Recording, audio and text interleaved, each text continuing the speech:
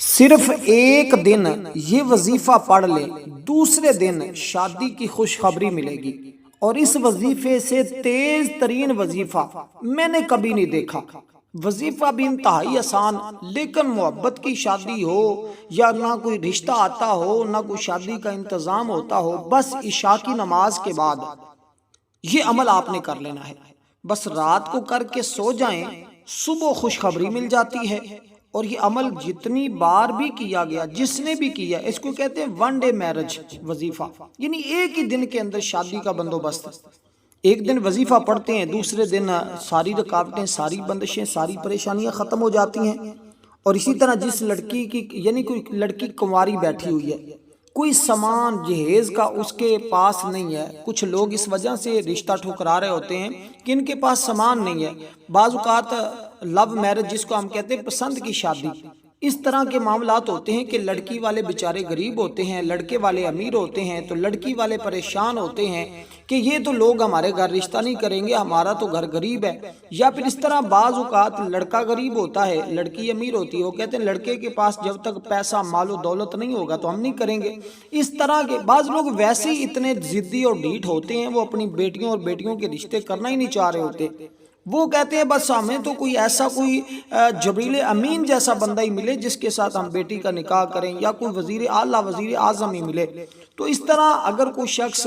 یا اس طرح کے جتنے بھی مسائل کا شکار ہیں، وہ لوگ جن کی شادیوں کے اندر رکاوٹیں ہیں، یا جس کنواری لڑکی ہے اور اس کی طرف پیغام نکاح نہیں آ رہا، رشتے نہیں آ رہے، یا رشتے آتے تو ہیں لیکن کوئی پسند نہیں کرتا، لوگ آتے ہیں دیکھ کر چلے جاتے ہیں، اس طرح کے جتنے بھی مسائل ہیں،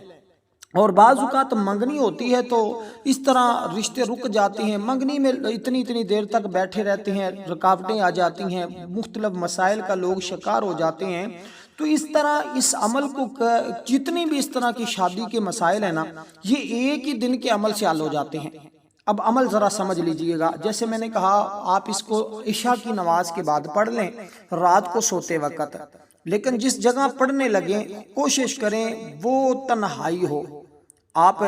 کسی کمرے میں پڑھ سکتے ہیں، باہر بھی پڑھ سکتے ہیں، خواتین مرد دونوں یہ عمل کر سکتے ہیں۔ پیغام نکاح بھی آ جاتا ہے، جہیز کا انتظام نہ ہو رہا ہو تو جہیز کا انتظام بھی ہو جاتا ہے، اور اس طرح اگر کوئی راضی نہ ہو رہا ہو شادی کے لیے تو وہ راضی بھی ہو جاتا ہے۔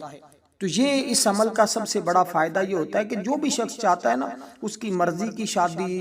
ہو یا اس کی من پسند کا رشتہ ہو، یا جیسا وہ چاہتا ہے اس طرح کا اس کو رشتہ مل جائے۔ بعض والدین کی خواہش ہوتی ہے جیسے میرا بیٹا پڑھا ہوا ہے، اس کو اسی طرح پڑھی ہوئی لڑکی مل جائے، یا جیسے ہماری بیٹی لڑکی پڑھی ہوئی ہے اسی طرح اس کو پڑھا ہوا لڑکا مل جائے۔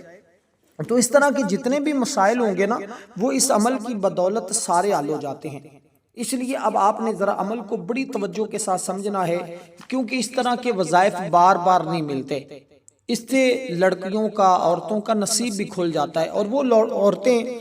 جو پریشان ہیں یا جن کے لیے مسائل ہیں، تو اس عمل کی بدولت وہ سارے مسائل حل ہو جائیں گے، اور پھر ان کی اگلی زندگی جو ہے نا وہ بھی بڑی پرسکون گزرے گی۔ ان کے ہسبینڈ کے ساتھ، یعنی کہ لڑکے کے ساتھ اس کی آپس میں پھر بنی رہے گی، کبھی بگڑے گی بھی نہیں، آپس میں محبت پیدا ہوتی رہے گی۔ لیکن اس عمل کو کرنے کا طریقہ یہ ہے کہ آپ نے سب سے پہلے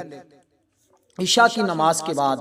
جب سونے لگیں تو آپ نے یہ عمل کرنا ہے، بالکل مختصر سا ہے، آپ کو میں بتاتا چلوں، صرف دن میں ایک ٹائم ہی کرنا ہے،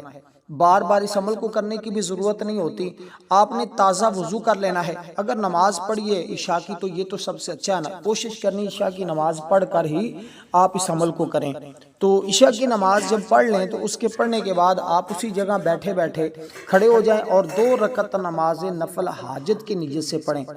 میں نفلوں کا طریقہ بھی بتاتا ہوں، اس کے بعد ایک اسم مبارک ہوگا وہ بھی آپ نے پڑھنا ہے، اور سب سے پہلے اس ترتیب کے ساتھ آپ نے جب نفلوں سے فارغ ہونا ہے نا، تو اپنے مقصد کو پیش نظر رکھتے ہوئے، تصور رکھتے ہوئے کہ میرا فلاں مقصد ہے، میری شادی کا یہ مسئلہ ہے، رشتہ اور نسبت میں کامیابی کا یہ سب سے طاقتور وظیفہ ہے،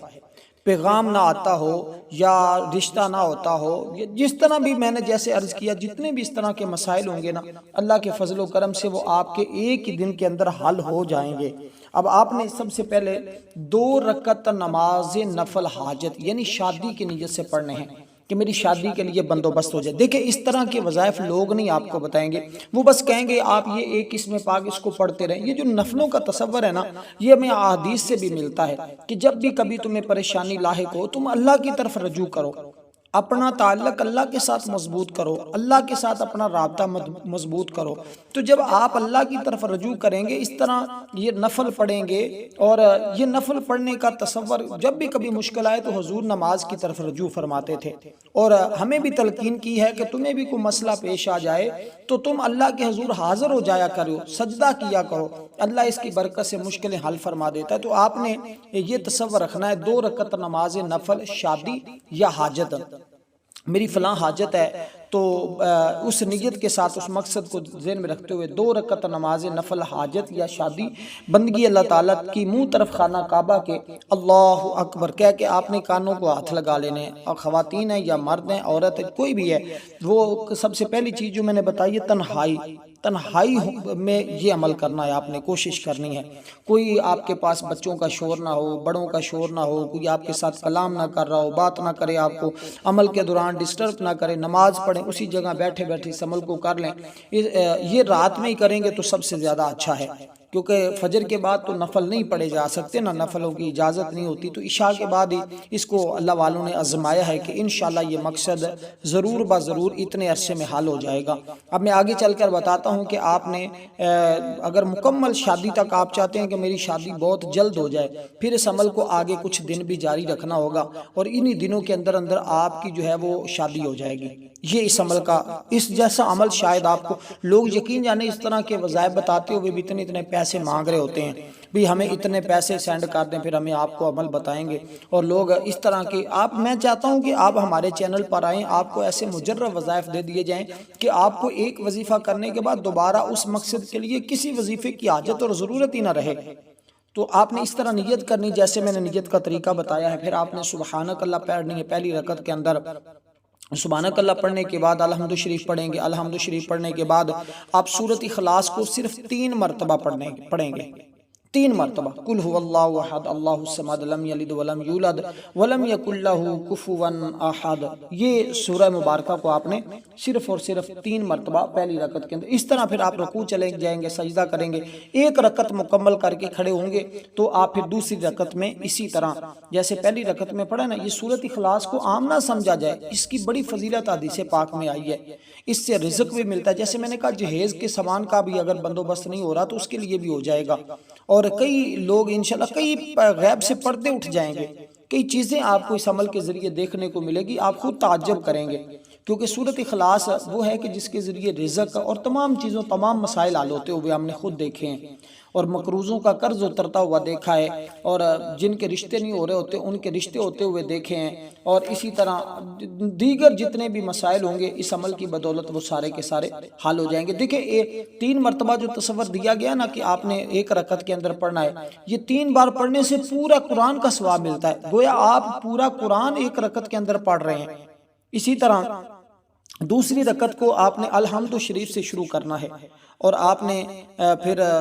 آخر میں جو ہے وہ 3 مرتبہ سورۃ اخلاص شریف پڑھنی ہے، پھر رکوع سجدہ اسی طرح دوسری رکعت کو آپ مکمل کریں گے، سلام پھیریں گے، پھر اسی جگہ بیٹھے بیٹھے کسی کے ساتھ کلام نہیں کرنا، کسی کے ساتھ بات نہیں کرنی، اسی جگہ بیٹھے بیٹھے آپ نے پھر یہ اسم مبارک پڑھنا ہے جو میں آپ کو بتانے لگا ہوں۔ اور دیکھیں حضور علیہ الصلوۃ والسلام کا فرمان ہے جس نے 1 مرتبہ سورۃ اخلاص شریف پڑھی نا، اللہ تعالیٰ اس کو 100 شہیدوں کے اجر کے مثل اجر عطا فرماتا ہے، یعنی اتنا ثواب اس بندے کو اللہ کی بارگاہ سے عطا کیا جاتا ہے جو بندہ اس سورہ مبارکہ کو پڑھتا ہے۔ اور یہ ایک روایت کے مطابق ہے کہ جس شخص نے سورۃ اخلاص کو فجر کی نماز کے بعد 10 مرتبہ پڑھا تو اس تک کوئی گناہ نہیں پہنچے گا اگرچہ شیطان جتنی بھی کوشش کرے، یعنی شیطان کبھی بھی اس کے اوپر حملہ آور ہو ہی نہیں سکتا جو بندہ سورۃ اخلاص کو صبح 10 مرتبہ پڑھنے کی عادت بنا لیتا ہے۔ تو اس لیے کوشش کریں کہ آپ فجر کی نماز کے بعد 10 مرتبہ سورۃ اخلاص، اس سے رزق بڑا بڑھتا ہے، اس سے مسائل بڑے حل ہوتے ہیں، اور اس سے بڑے بڑے فائدے ہوتے ہیں. اب میں ان کی طرف نہیں جانا چاہتا، میں صرف عمل آپ کو اختصار کے ساتھ سمجھانا چاہتا ہوں. اب جب آپ نے یہ پڑھ لینا ہے اول آخر، اب آپ نے درود پاک پڑھنا ہے 11 مرتبہ جو ہم نماز کے اندر پڑھتے ہیں. اور ہماری ایک ویسے خصوصی دعا ہوتی ہے، جو شخص اس دعا کے اندر اپنا نام شامل کروانا چاہتا ہے صرف اور صرف 10 مرتبہ درود ابراہیم پڑھے، کمنٹ میں اپنا نام لکھ دے، انشاءاللہ اس کو دعاؤں میں بھی شامل کر لیا جائے گا. اب آپ نے اسی جگہ بیٹھے بیٹھے اللہ تعالیٰ کا ایک اسم مبارک اول آخر درود پاک کے ساتھ جتنی مرتبہ میں نے درود پاک بتایا ہے وہ آپ نے پڑھنا ہے، اور تصور وہی رکھنا ہے، شادی کا مقصد آپ نے اپنے ذہن میں رکھنا ہے. یہ اللہ تعالیٰ کا نام ہے یا لطیف، یا لطیف، یا لطیف، اے نرمی کرنے والے. اللہ لطیف ہے کیونکہ وہ اپنے بندوں پر مہربانی کرتا ہے، اس سے نرمی سے پیش آتا ہے. اس کے لطف و کرم کا کیا کہنا، اس نے حکیموں کو حکمت سے، علماء کو علم سے نوازا ہے، سالکوں کو شوق دیا ہے، اولیاء کو ولایت سے سرفراز فرمائے، انبیاء کو نبوت عطا فرمائی ہے، اہل تقوی کو بصیرت عطا فرمائی ہے، اہل عقل کو شعور عطا کیا ہے. یعنی جو جس کے قابل تھا نا اس کو اسی قسم کی رحمت سے نواز دیا ہے. اسی طرح جتنا آپ کو چاہیے نا اللہ تعالیٰ اس کے مطابق آپ کو عطا فرمائے گا. جس چیز کی آپ کو ضرورت ہوگی، جس طرح کا رشتہ آپ کو چاہیے ہوگا، کیونکہ اللہ کے خزانے میں کوئی کمی نہیں. اللہ لوگوں کے دلوں کو پھیرنے والی ذات ہے، وہ جس کے لیے چاہے جو چاہے وہ کر سکتا ہے، یہ اس کے اختیار میں ہے. وہ مالک کل ہے اور ہر چیز کا مالک اور خالق ہے، بنانے والا بھی ہے، قادر مطلق بھی ہے. تو یہ ساری شانیں میرے رب کی شانیں ہیں، اس لیے ہم نے اپنے رب کی طرف رجوع کرنا ہے. اور انشاءاللہ تعالیٰ اپنے مقصد کو ذہن میں رکھتے ہوئے آپ نے اس عمل کو اس ترتیب کے ساتھ پڑھنا شروع کر دینا ہے. یا لطیفو، یا لطیفو، یا لطیفو. تو یہ یا لطیفو اللہ تعالیٰ کی ذات وہ اتنی باریک ہے نا، جس کے بارے میں کہتا ہے کہ کیونکہ وہ آنکھ سے نظر نہیں آتا اور نہ ہاتھ سے چھوا جاتا ہے. جسے پھول کی خوشبو محسوس تو ہوتی ہے لیکن پکڑی نہیں جاتی، جسم کا سانس محسوس تو کیا جا سکتا ہے لیکن دیکھا نہیں جاتا، نہ ہی ہاتھ سے چھوا جاتا ہے. اس لیے اللہ اتنے لطف و کرم والا ہے، جسم اور کون و مکان سے منزہ ہے. اس کی نہ حد ہے نہ انتہا ہے، نہ ہماری عقل اس کا ادراک کر سکتی ہے. مگر جو اسے اس اسم پاک سے پکارتا ہے اللہ تعالیٰ اس پر اپنی لطافت کے راز عیاں کرتا ہے. اس لیے یہ اسم پاک شادیوں کے لیے بہت زیادہ اس کا خواتین ورد کرتی ہیں. اسی طرح میں کئی واقعات ایسے بھی ہیں جو اس عمل کے ساتھ جڑے ہوئے ہیں، میں کبھی انشاءاللہ بتاؤں گا آپ کو کہ اس عمل کی کتنی برکت ہے. اب آپ نے اس عمل کو اسی ترتیب کے مطابق آپ نے، اگر آپ چاہتے ہیں کہ آپ کی اسی مہینے کے اندر شادی ہو جائے، یعنی کہ پھر آپ نے اس کو جب چاند کی ابتدا ہوتی ہے نا تو آپ نے شروع چاند کے اس عمل کو شروع کر لینا ہے. یعنی کہ چاند کی 1 تاریخ کو شروع کر لیں اور چاند ختم ہونے تک آپ اس عمل کو جاری رکھیں، یعنی 1 مہینے تک جاری رکھیں. آپ کی اسی مہینے کے اندر شادی کا بندوبست ہو جاتا ہے. تو یہ ایسا عمل ہے کہ جس کو اس طرح پڑھنے سے، یہ بات میں نہیں کر رہا، یہ اللہ والوں نے کی ہے اور اس کو آزمایا گیا ہے. اللہ کے فضل و کرم سے وہ بندہ انشاءاللہ تعالی ضرور ان تمام پریشانیوں سے نجات حاصل کرتا ہے. دیکھیں کچھ پانے کے لیے کچھ کرنا تو پڑتا ہے، اور اسی طرح کچھ بھی ہو آپ اس عمل کو ضرور کریں، انشاءاللہ اس کی برکتیں دیکھیں گے. ویڈیو کو لائک بھی ضرور کریں. اور یہ اس میں مبارک صرف اور صرف آپ نے 100 بار پڑھنا ہے. یہ ٹوٹل 3 سے 5 منٹ کا عمل ہوگا. آپ کریں گے تو انشاءاللہ آپ کو اس عمل سے وہ فائدے ہوں گے جو شاید بڑے بڑے اعمال اور وظائف سے آپ کو نہیں مل سکے. والسلام ورحمۃ اللہ وبرکاتہ.